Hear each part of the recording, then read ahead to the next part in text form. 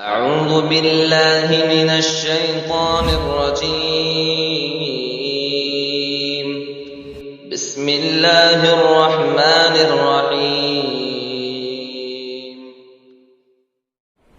رزقوا منها من ثمرة رزقا قالوا هذا الذي رزقنا من قبل وأوتوا به متشابها وَلَهُمْ فِيهَا أَزْوَاجٌ مُطَهَّرَةٌ وَهُمْ فِيهَا خَالِدُونَ۔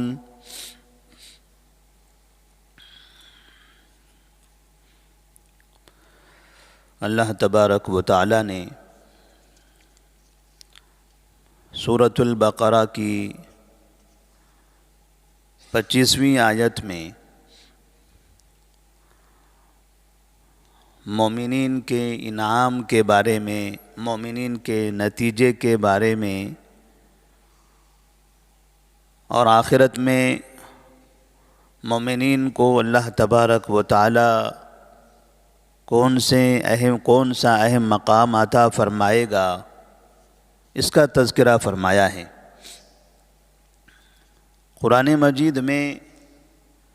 جہاں جہاں پر کافروں کے عذاب کا ذکر کیا گیا، وہیں پر مومنوں کے انعام کا بھی تذکرہ ہوا ہے۔ آیت نمبر 24 میں اللہ تبارک و تعالی نے کافروں کے لیے جہنم کا ذکر کیا تھا، اور آیت نمبر 25 میں مومنین کے لیے جنت کا ذکر کیا ہے۔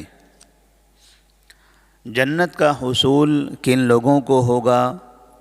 اور جنت حاصل کرنے کے لیے کون سے کام کرنے ہوں گے، اللہ تبارک و تعالی نبی کریم صلی اللہ علیہ وسلم سے خطاب کرتے ہوئے فرماتے ہیں، وَبَشِّرِ الَّذِينَ آمَنُوا وَعَمِلُوا الصَّالِحَاتِ، اے محمد صلی اللہ علیہ وسلم آپ خوشخبری دیجئے ان لوگوں کو جنہوں نے ایمان لایا، وَعَمِلُوا الصَّالِحَاتِ اور جن لوگوں نے نیک اعمال کیے، أَنَّ لَهُمْ جَنَّاتٍ تَجْرِي مِن تَحْتِهَا الْأَنْهَارُ کہ ان کے لیے ایسے باغات ہوں گے جن کے نیچے سے نہریں جاری ہوں گی۔ ایمان کہتے ہیں دل سے قبول کرنے کو، زبان سے اقرار کرنے کو، اور جو اس نے دل سے قبول کیا ہے، زبان سے اقرار کیا ہے، اسی کے مطابق عمل کرنے کو۔ جب ہم کہتے ہیں لا الہ الا اللہ محمد الرسول اللہ، تو یہ تو زبان سے اقرار ہوا، اس کے ساتھ ساتھ دل سے یقین کرنا بھی ضروری ہے کہ اللہ تبارک و تعالیٰ کے علاوہ کوئی بھی حقیقی معبود نہیں ہے اور محمد صلی اللہ علیہ وسلم اللہ کے رسول ہیں۔ زبان سے اقرار کرنا کافی نہیں ہے، دل سے ماننا، یقین کرنا بھی ضروری ہے۔ اور تیسری چیز، اس کلمے کے مطابق، اس کلمے کے اقرار کے حساب سے عمل کرنا بھی ضروری ہے۔ جب ہم نے یہ کہہ دیا کہ اللہ کے علاوہ کوئی حقیقی معبود نہیں ہے، تو پھر عبادت اللہ کی ہی کریں گے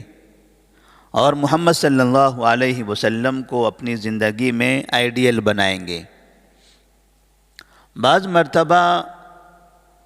یہ حدیث سنائی جاتی ہے، من قال لا الہ الا اللہ دخل الجنہ،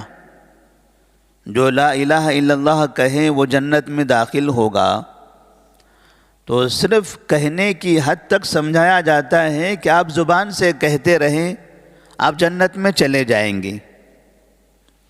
حالانکہ زبان سے کہہ دینا کافی نہیں ہے، جو شخص زبان سے کہے اور دل سے یقین کرے اور پھر اس کے مطابق عمل کرے، تب دخل الجنہ، تب وہ جنت میں داخل ہوگا۔ اللہ تبارک و تعالیٰ نے یہاں پر نبی کریم صلی اللہ علیہ وسلم سے حکم دیا کہ مومنین کو آپ جنتوں کی بشارت دے دو، ان کو جو نیک عمل کرتے ہیں، صالح عمل، عمل صالح کہا جاتا ہے ایسے عمل کو جو عمل خالص اللہ کے لیے ہو،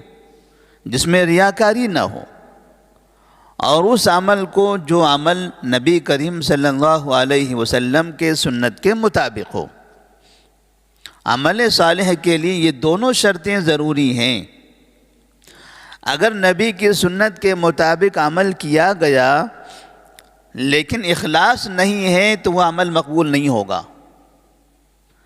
اگر اخلاص کے ساتھ عمل کیا گیا، اللہ کے لیے عمل کیا گیا، لیکن ہمارا وہ عمل نبی صلی اللہ علیہ وسلم کی سنت کے مطابق نہیں ہے تو وہ عمل بھی مقبول نہیں ہوگا۔ اس طرح سے بعض مرتبہ بہت سے لوگ بہت سی عبادتیں کرتے ہیں، عبادتوں میں وہ بڑے مخلص ہوتے ہیں، بڑی دل جمعی کے ساتھ، بڑے اہتمام کے ساتھ ذکر و اذکار کیے جاتے ہیں، عبادتیں کی جاتی ہیں، نمازیں پڑھی جاتی ہیں، لیکن وہ عبادتیں اسی وقت مقبول ہوگی جب وہ عبادت نبی کریم صلی اللہ علیہ وسلم کی سنت کے مطابق ہونا چاہیے۔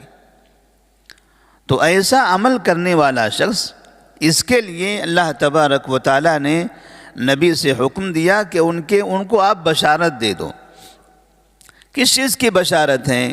جنات تجری من تحتها الانہار، ایسے باغات کی جن کے نیچے نہریں جاری ہوں گی۔ جنت کا معنی ہوتا ہے باغ، اور جنت کو جنت اس لیے کہا جاتا ہے کہ جنت ایسے باغ کی طرح ہے کہ جو آدمی اندر ہوگا اس کو باہر سے لوگ نہیں دیکھیں گے۔ جس طرح سے باغ ہوتا ہے کہ آدمی اس کے پھولوں میں، اس کے پودوں کے درمیان میں بیٹھ جاتا ہے تو باہر والوں کو وہ اندر نظر نہیں آتا، اندر سے وہ باہر والوں کو دیکھ سکتا ہے۔ تو اللہ تبارک و تعالی باغات ایسے بنائے ہوں گے کہ جنتی اپنی اپنی جگہ پر رہیں گے، وہاں سے انہیں کوئی نہیں دیکھے گا، لیکن وہ وہاں سے باہر کا پورا نظارہ کریں گے، اور کافی دور تک کہ ان کو جنت نظر آئے گی۔ جہاں تک کہ ان کی نظریں جاتی ہیں انہیں ایسا محسوس ہوگا کہ اس جگہ پر نظر پہنچنے تک کہ میری اپنی اکیلے کی جگہ ہے۔ اور انسان فطری طور پر خوشی ایسے وقت میں محسوس کرتا ہے جب وہ دنیا سے پریشان ہو، تھک چکا ہو، کام سے اکتا چکا ہو، تو وہ چاہتا ہے کہ ایسی جگہ جائیں جہاں پر پھول ہو، پودے ہوں، درخت ہوں، ہریالی ہو، اور وہاں جا کر وہ بڑا آرام محسوس کرتا ہے، اطمینان محسوس کرتا ہے۔ اور پھر وہاں اگر پانی کی نہر ہو، پانی ہو اس جگہ پر، تو اس کے لیے اور زیادہ مناسب ہے۔ اللہ تبارک و تعالیٰ نے جنت بھی ایسی ہی بنائی ہے کہ انسان اپنی فطرت کے مطابق ایسی ہی جگہ کو آرام دہ محسوس کرتا ہے۔ لہٰذا جو مومنین دنیا میں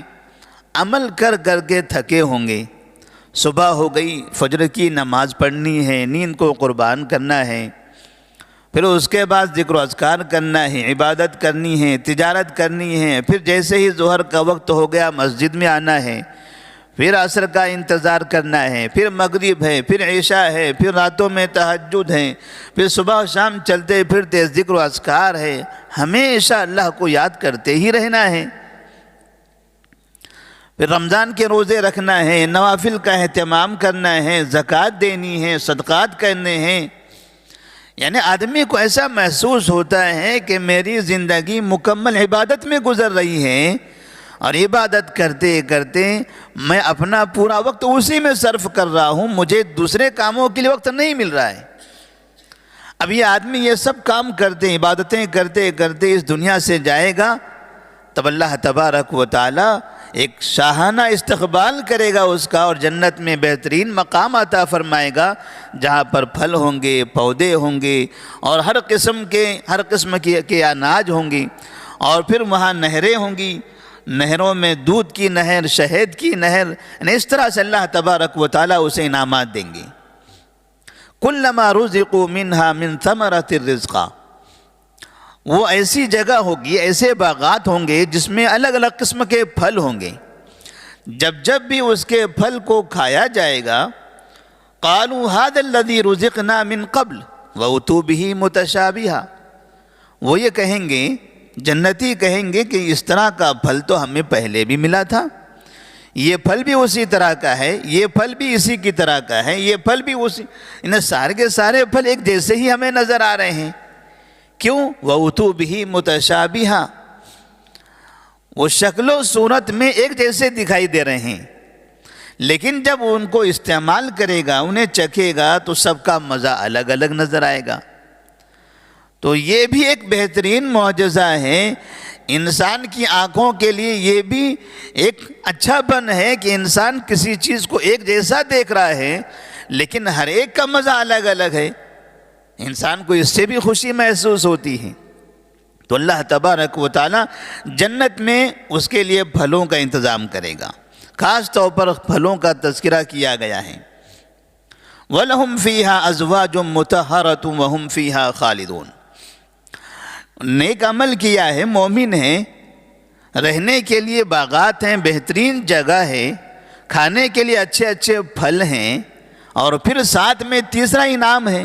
کہ ایسی جگہ آدمی اور کس چیز کو طلب کرتا ہے آرام کے لیے کہ ان کے لیے وہاں پر بہترین جوڑے ہوں گے، مرد ہیں تو ان کے لیے بیویاں ہوں گی، عورتیں ہیں تو ان کے لیے شوہر ہوں گے، اس لیے کہ یہ ساری چیزوں میں ان ساری نعمتوں کے ساتھ ساتھ پھر مومن اس طرح کی چیز کا خواہش مند ہوتا ہے، اللہ تبارک و تعالیٰ اس کا بھی انتظام کریں گے۔ اب اس کے بعد آدمی کی کوئی خواہش نہیں ہوتی، رہنے کے لیے اچھی جگہ ہو، کھانے کے لیے بہترین چیز ہو، اور ساتھ میں اس کے بیوی ہو۔ اب اللہ تبارک و تعالیٰ فرماتے ہیں وَلَهُمْ فِيهَا أَزْوَاجٌ مُطَهَّرَةٌ، اور وہاں پر ان کے لیے پاک باز بیویاں ہوں گی، وَهُمْ فِيهَا خَالِدُونَ، لیکن یہ جو انعام ہے یہ انعام کب تک رہنے والا ہے؟ اللہ تبارک و تعالیٰ کہتے ہیں یہ انعام آپ کے لیے ہمیشہ ہے، وَهُمْ فِيهَا خَالِدُونَ، اس میں وہ ہمیشہ ہمیشہ رہیں گے۔ تو اس طرح سے اللہ تبارک و تعالیٰ نے مومنین اور ان کے نیک عمل کے بدلے میں یہ جو انعام ذکر کیا گیا ہے اس کا تذکرہ کرتے ہوئے مومنین کو گویا کہ ایک پیغام دیا ہے کہ دنیا کے اندر یہ دنیا کی زندگی مختصر سی زندگی ہے، اس پہ نیک عمل کر لو تو آخرت میں اللہ تبارک و تعالیٰ کی جنت میں ہمیشہ رہو گی۔ اگر کوئی انسان اس دنیا کے اندر اللہ کی نعمتوں کا انکار کرتا ہے، کفر اختیار کرتا ہے، تو اس سے پہلے 25ویں آیت میں اللہ تبارک و تعالیٰ نے فرمایا تھا کہ فَاتَّقُوا النَّارَ الَّتِي وَقُودُهَا النَّاسُ وَالْحِجَارَةُ أُعِدَّتْ لِلْكَافِرِينَ، اس آگ سے ڈرو جس آگ کا ایندھن انسان اور پتھر ہوں گے، اور وہ آگ کافرین کے لیے تیار کر دی گئی ہیں۔ تو کافرین کا ٹھکانہ ہمیشہ کے لیے جہنم ہے، اور مومنین کا ٹھکانہ ہمیشہ کے لیے جنت ہے۔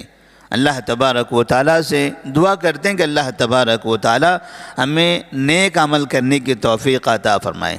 اللہ تبارک و تعالیٰ ہمیں اپنے ایمان پر ثابت قدم فرمائے، ہمیشہ ہمیں خیر کے کام کرنے کی توفیق عطا فرمائے، آخرت کی فکر کرنے، اور اللہ تبارک و تعالیٰ ہمیں جنت کے مطالبے کی، جنت کے لیے دعائیں کرنے کی توفیق عطا فرمائے۔ وآخر دعوانا ان الحمدللہ رب العالمین، والسلام علیکم ورحمۃ اللہ وبرکاتہ۔